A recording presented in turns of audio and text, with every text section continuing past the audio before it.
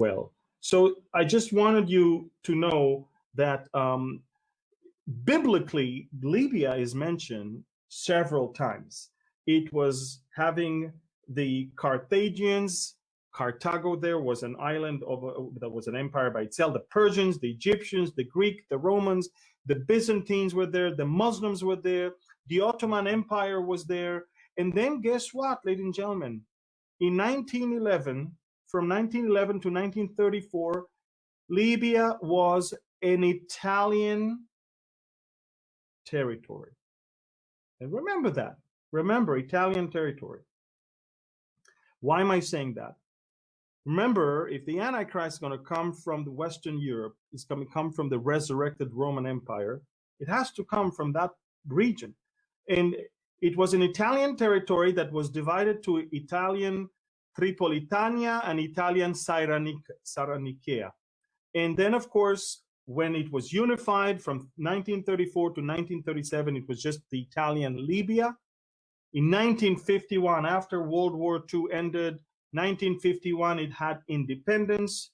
1969, military coup. And now, it was controlled by Colonel Gaddafi, who was a crazy guy. He did so many crazy things. But let me tell you something. The tribes in Libya had respect for him. And this man knew business. He knew business so much so that that business that he knew so much got him in trouble and eventually killed. And I'd like to tell you a chapter in history that a lot of you probably never heard of. In 2009, Colonel Gaddafi then was not only the president or the leader of Libya, but it was also the president of the African Union. And he suggested to the states of the African continent to switch to a new currency, independent of the American dollar, and he called it the gold dinar. You have to understand that the objective of this new currency was to divert oil revenues towards state-controlled funds rather than American banks. And in other words, to stop using the dollar for oil transactions. Now, countries such as Nigeria and Tunisia, Egypt, Angola, they were all ready to change their currencies. Believe it or not, that was 2009. And then, of course, at that time, remember, nobody had any respect to Barack Hussein Obama. And so they were ready to switch. And let me tell you what happened. And of course, in March of 2011, a NATO-led coalition began a military intervention in Libya in the name of freedom. Ladies and gentlemen, Libya did not invade into other countries. Libya did not attack any other country. Libya did not do what Russia is doing, what Iran is doing, what Turkey is doing. They didn't. They had their own war within Libya. Just like Tunisia had and Algeria had, it was the Arab Spring that Obama brought. And guess what? Suddenly, NATO is invading. Now you understand, free water, almost free gasoline, free health system, and free education were commonplace for Libyans under Gaddafi's dictatorship. He took care of his people. This is how he controlled them. And the leader, who has been in power for 41 years, managed to gain the support of all major tribes and buy social peace through radical measures and a policy of shared oil revenues. And you have to understand, with excellent management of oil revenues, the Libyan state had managed to store hundreds of tons of gold, 150 tons of gold in bars and 150 tons of silver. Now, how do I know that? We found, through, thankfully, WikiLeaks, we found evidences of all of that.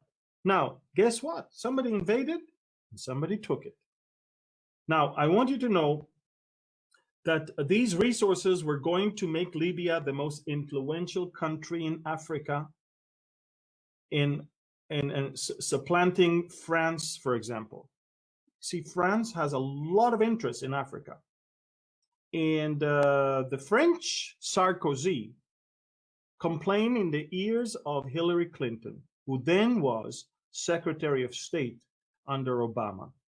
And not only Sarkozy, but all the bankers, all the rich families, the globalists, they did not want to see this Gaddafi. Yes, for 41 years he was ruling. But what's going on here? They will not allow anyone else to start a new currency but themselves. Now, they are not willing to lose all of our investments in Africa. So NATO was ordered to invade. And I will tell you, folks, that Gaddafi wanted to avoid American influence in his oil transaction by using this gold. He launched the Gold Dinar Project, and other major African governments were ready to support him in this project. It was both an African dream and a nightmare for the West financial system. This information was discovered through Hillary Clinton's electronic mailbox. Remember, one of 3,000 emails showed NATO's willingness to overthrow Gaddafi's government. NATO mainly wanted to neutralize the African gold currency supported by Libyan oil reserves. And at the beginning of March, the Libyan army and the many militias loyal to the government had already crushed the rebellion thanks to their numbers of equipment. However, with Western intervention, the dream of a unified monetary system based on gold and independent of the dollar perished. And let me show you what happened. Many of you don't know that. Many of you don't know that.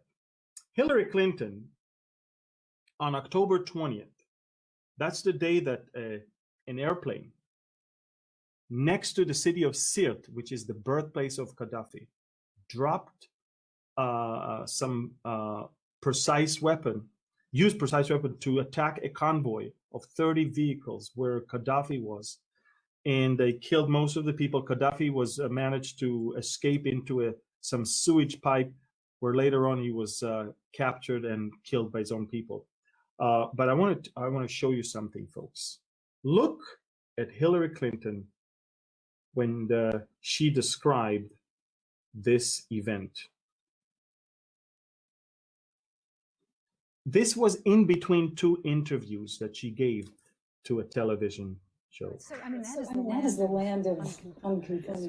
We came, we saw, he died. He died. Did it have anything to do with your visit? I'm sure it did. Hillary Clinton said, "We came, we saw, he died." Literally admitting that the West killed Gaddafi. Literally admitting that that's what they wanted, to invade into a country, by the way, a country that never did anything to them, never invaded. I mean, how dare the Obama administration say of a Russian collusion or anything when America ordered NATO to go and strike a sovereign country and kill its leader? That's what happened there. And if that's not enough, of course, we know that came then, of course, the Benghazi story.